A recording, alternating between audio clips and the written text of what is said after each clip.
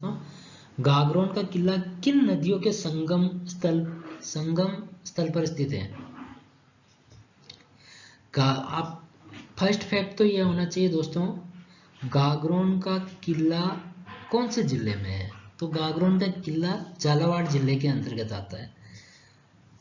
अब जो आप ऑप्शन देखोगे तो चंबल नदी, क्या चंबल नदी झालावाड़ जिले से निकलती नहीं है, तो ये आपका ऑप्शन है ही नहीं है। सेकंड थर्ड ऑप्शन में भी चंबल है, तो ये भी खत्म हो गया आपका, एंड दो ऑप्शन तो है ही नहीं। अब दो ऑप्शन बचे हैं, तो दोस्तों आधे ऑप्शन तो आप ऐसे एलिमिनेट कर सकते हो अगर आपको पता है कि कौन सी चीज़ कहाँ है। इसका सही आंसर दोस्तों आहू और काली सिंध है, यानी आहू और काली सिंध के संगम स्थल पर गागरोन का किला स्थित है। इससे जुड़े कुछ फैक्ट हैं।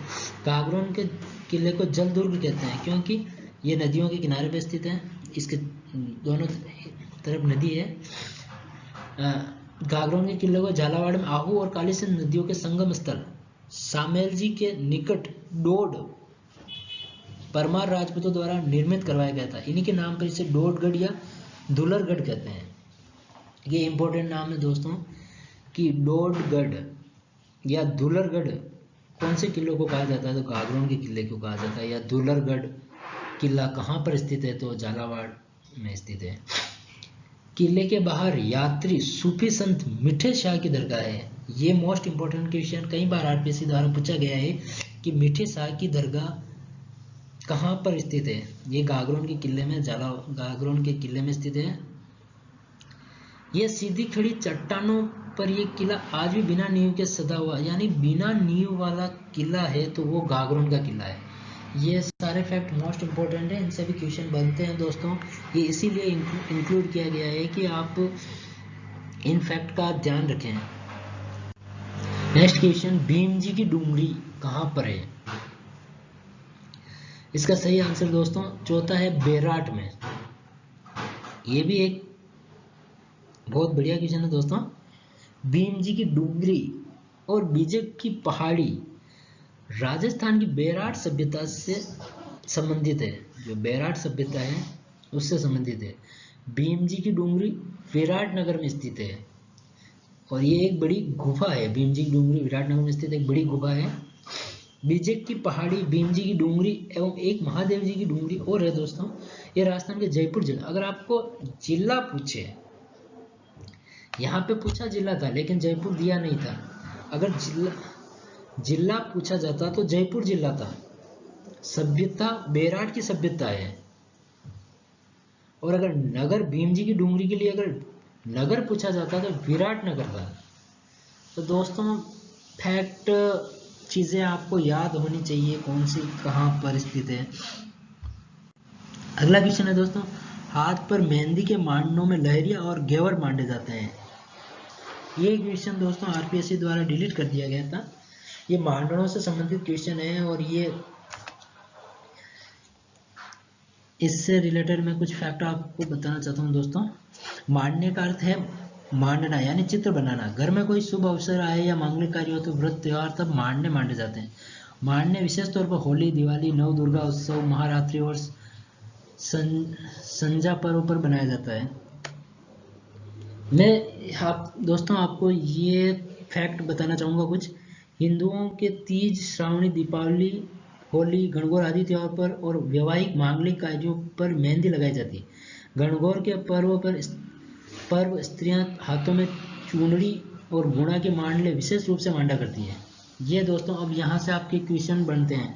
गणगौर के पर्व पर स्त्रियां हाथों में चूनड़ी और गुणा के मांडने विशेष रूप से मांडे, यानी चूनड़ी और गुणा के मांडने कौन से पर्व पे मांडे जाते हैं? तो गणगौर पे। ठीक है। अगला है दोस्तों, तीज के त्योहारों पर मांडे जाने वाले प्रमुख मांडने लहरिया और घेवर है। यानी तीज के त्योहार पर लहरिया और घेवर मांडने मांडे जाते हैं। दीपावली के पर्व पर स्त्रियां मेहंदी के मांडनों में हाथ पर पान और गलीचा मांडा करती है। यानी कि हाथ पर पान और गलीचा दीपावली के पर्व पर मेहंदी से बनाती है स्त्रियां।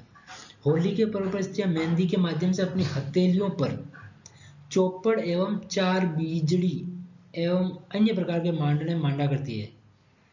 इस प्रकार दोस्तों यहाँ से कौन से त्योहार पर किस प्रकार के मांडने बनाए जाते हैं हाथों पे मेहंदी से, उनके बारे में डिटेल है और ये आप याद कर लें। ये बहुत बड़ी मुश्किल से मैंने फैक्ट निकाले हैं दोस्तों। अगला क्वेश्चन है दोस्तों, श्वेतांबर जैनों द्वारा पर्युषण पर्व कब और कितने दिन मनाया जाता है? सही आंसर दोस्तों भाद्रपद और 8 दिन है।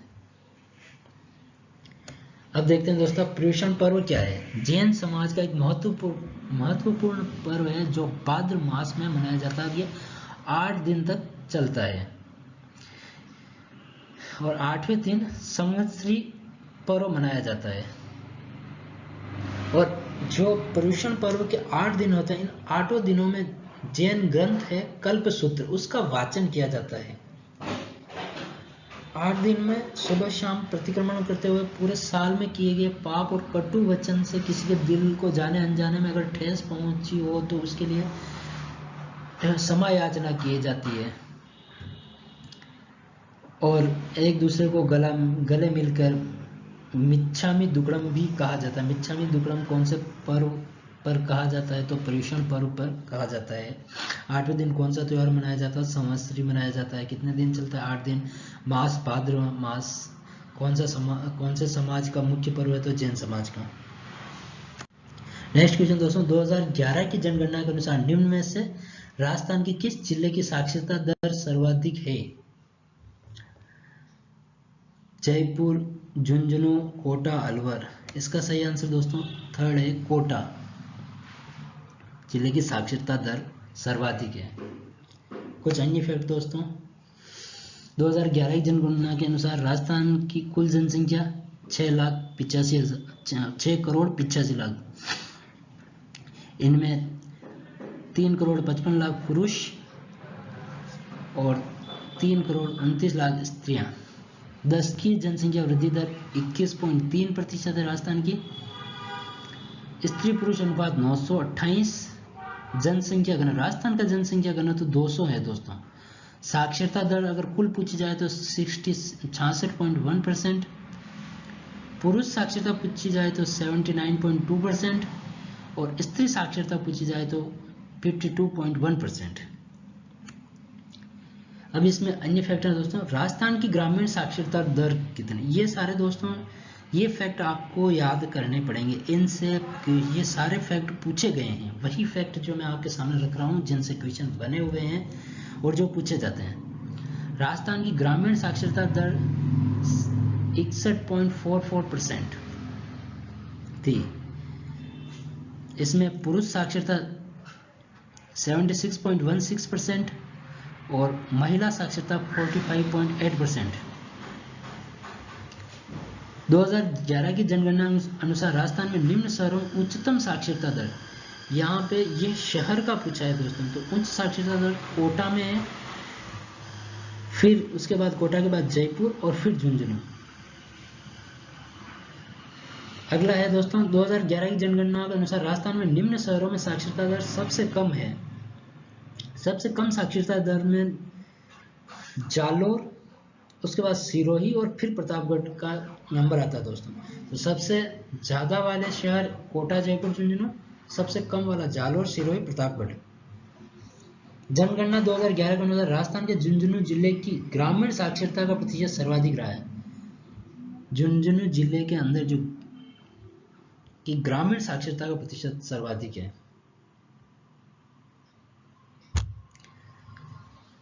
ठीक है दोस्तों, नेक्स्ट आगे बढ़ते हैं।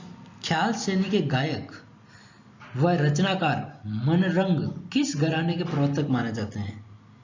जयपुर घराना, मेवाती, पटियाला और आगरा। सही आंसर दोस्तों जयपुर घराना। इससे संबंधित कुछ फैक्ट है दोस्तों। जयपुर घराना, इस घराने को जयपुर अतरौली घराना भी कहा जाता है। इस घराने के जन्मदाता भूपत खां मनरंग माने जाते हैं, जिनसे रिलेटेड क्वेश्चन पूछा गया। आगे चल इस घराने के 2 भाग हो गए, पटियाला घराना और अलादिया खां घराना।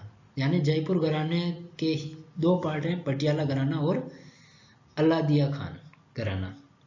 इस घराने के प्रसिद्ध गायकों में गुलाम गौस खां, इमाम बख्श छज्जू खां, केसरीबाई केरकर, किशोरी अमोनकर आदि का नाम विशेष उल्लेखनीय है। दोस्तों गुलाम गोश खां, छज्जू खां और केसरबाई केरकर के नाम से कई बार क्वेश्चन आया हुआ है, तो इनके नाम ये कौन से घराने के प्रसिद्ध गायक हैं, तो इनको भी आप विशेष तौर से ध्यान में रखें। नेक्स्ट क्वेश्चन दोस्तों, सीताबाड़ी का मेला आयोजित किया जाता है कोटा, बूंदी, ब्यावर या अजमेर। सही, ये क्वेश्चन भी दोस्तों डिलीट हो गया था। क्यों डिलीट हुआ इसका कारण अपन जानते हैं दोस्तों। सीताबाड़ी का मेला राजस्थान के केलवाड़ शहर में पड़ता है, और केलवाड़ शहर कहाँ है, बारां के अंदर, यानी बारां से लगभग 45 किलोमीटर दूर सीताबाड़ी के स्थान पर आयोजित किया जाता है। यानी बारां शहर से 45 किलोमीटर दूर सीताबाड़ी में सीताबाड़ी का मेला पड़ता है, और कहाँ पर है, बारां जिले के अंदर। लेकिन ऑप्शन में कहीं पर भी बारां नहीं था, इस वजह से ये क्वेश्चन डिलीट हुआ दोस्तों। ठीक है, ये मई और जून के बीच पड़ने वाली ज्येष्ठ अमावस्या पर इस स्थल पर मेले का आयोजन किया जाता है। यानी कि सीताबाड़ी का मेला ज्येष्ठ अमावस्या पर पड़ता है। ठीक है, सीताबाड़ी राजस्थान के बारां में एक प्रमुख तीर्थ स्थल है। इसे शहरियों का लघु कुंभ कहा जाता है। तो जो शहरियों का लघु कुंभ किसे कहा जाता है, तो सीताबाड़ी का मेला शहरियों का लघु कुंभ है। यहाँ से 3-4 क्वेश्चन बनते हैं दोस्तों, तो इनको भी ध्यान रखें। नेक्स्ट क्वेश्चन, हाल गुरु उपाधि धारण करता है। ऑप्शन है मोकल, लाखा, चुंडा या कुंभा। सही आंसर आप सब जानते हैं दोस्तों, कुंभा है हाल गुरु। महाराणा कुंभा ने बहुत सारी उपाधियां अधिक धारण करी थी, उनमें से कुछ प्रमुख को अपन डिस्कस करते हैं दोस्तों। महाराणा कुंभा को स्थापत्य कला का जनक कहा जाता है, और प्रमुख उपाधियों में महाराणा कुंभा की फर्स्ट है अभिनव भट्टाचार्य। संगीत का ज्ञान, महाराणा कुंभा को संगीत का बहुत अच्छा ज्ञान था, इस वजह से उन्होंने अभिनव भट्टाचार्य की उपाधि धारण करी थी। फिर है परम भागवत या आदि वराह, विष्णु भक्त होने के कारण ये उपाधि धारण करी थी। हिंदू सुल्तान, हिंदुओं के रक्षक शासक होने के कारण महाराणा कुंभा को हिंदू सुल्तान भी कहा जाता है। छाप गुरु, छापामार युद्ध पद्धति में महाराणा कुंभा निपुण थे, इस वजह से उन्हें छाप गुरु भी कहा जाता है। हाल गुरु इसलिए कहा जाता है कि पहाड़ी दुर्गों का स्वामी होने के कारण महाराणा कुंभा को पहाड़ी हाल गुरु कहा जाता है। राणा रासो, साहित्यकारों का महाराणा कुंभा हमेशा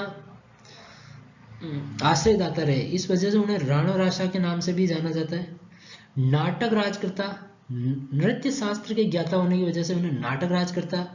चाप गुरु, शस्त्र विद्या में पारंगत होने की वजह से उन्हें चाप गुरु की उपाधि थी। इसके अलावा राणा राय, राजगुरु, दान गुरु, शैल गुरु, नरपति, अश्वपति, गजपति आदि उपाधियां भी महाराणा कुंभा को प्रदान की गई थी। अगला क्वेश्चन है दोस्तों, मारवाड़ यूथ लीग की स्थापना कब की गई थी, तो इसका सही आंसर दोस्तों सेकंड नंबर है 1931 में मारवाड़ यूथ लीग की स्थापना की गई थी। मारवाड़ यूथ लीग के बारे में दोस्तों 10 मई 1931 को जोधपुर में जय नारायण व्यास के निवास स्थल पर मारवाड़ यूथ लीग नामक संस्था की स्थापना की गई थी। इस संस्था का प्रमुख उद्देश्य जोधपुर के आसपास के ग्रामीण क्षेत्रों में जन चेतना का प्रसार करना था। इस लीग को राज्य सरकार द्वारा अवैध घोषित किया गया था, लेकिन दोस्तों इसको अवैध घोषित करने से पूर्व ही एक अन्य संस्था के नाम से संस्था बाल भारत सभा के नाम से संस्था बना ली गई थी, और बाल भारत सभा का मंत्री छगनलाल चौपासनी वाला को बनाया गया था। ठीक है, इसके कुछ अन्य संघ भी हैं दोस्तों जिनको आपको ध्यान रखना। गोविंद गिरी द्वारा संत सभा का निर्माण किया गया था। केसरी सिंह बारड द्वारा वीर भारत सभा का निर्माण किया गया था। विजय सिंह पथिक द्वारा किसान पंचायत, मोतीलाल तेजावत द्वारा वनवासी संघ, जगन्नाथ कक्कड़ द्वारा कांग्रेस मंडल, जमनालाल बजाज द्वारा चरखा संघ और बाबा हरिश्चंद्र द्वारा आजाद मोर्चा। नेक्स्ट क्वेश्चन दोस्तों, रंग महल स्थित है। रंग महल कहाँ स्थित है? तो श्री गंगानगर, बीकानेर, चूरू, हनुमानगढ़। वैसे इसका सही आंसर है हनुमानगढ़। रंग महल की सभ्यता है दोस्तों। रंग महल भारत के राजस्थान राज्य का एक गांव है और यह हनुमानगढ़ जिले में गग्गर नदी के आसपास, हनुमानगढ़ जिले से गग्गर नदी होकर निकलती है और उसके आसपास स्थित है रंगमहल गांव। और गग्गर नदी, गग्गर या हकरा नदी, जिसे सरस्वती नदी के नाम से भी जाना जाता है, इस स्थल का उत्खनन कार्य किया गया था एक स्वीडिश अभियान दल के द्वारा, जिसके प्रमुख थे हेनरीड के द्वारा। इसलिए यहाँ रंगमहल में उत्खनन कार्य किया गया था, इस वजह से इसे रंगमहल की सभ्यता कहते हैं। और ये हनुमानगढ़ जिले में स्थित है, प्राचीन सरस्वती नदी एवं द्वेषवती नदी घाटी में। तो दोस्तों ये रंगमहल हनुमानगढ़ जिले में स्थित है। ठीक है, थैंक यू दोस्तों। आज जो हमने डिस्कस किया पेपर, अगर इसमें आपको किसी प्रकार का कोई भी डाउट हो तो वो आप कमेंट करके पूछ सकते हैं और हम कोशिश करेंगे कि आगे और अच्छी जानकारी आप लोगों को दें, जिससे आप अपने एग्ज़ाम में और अच्छी कॉन्फिडेंस के साथ जाएं और अच्छे मार्क्स लाके उसमें सफल हो सकें।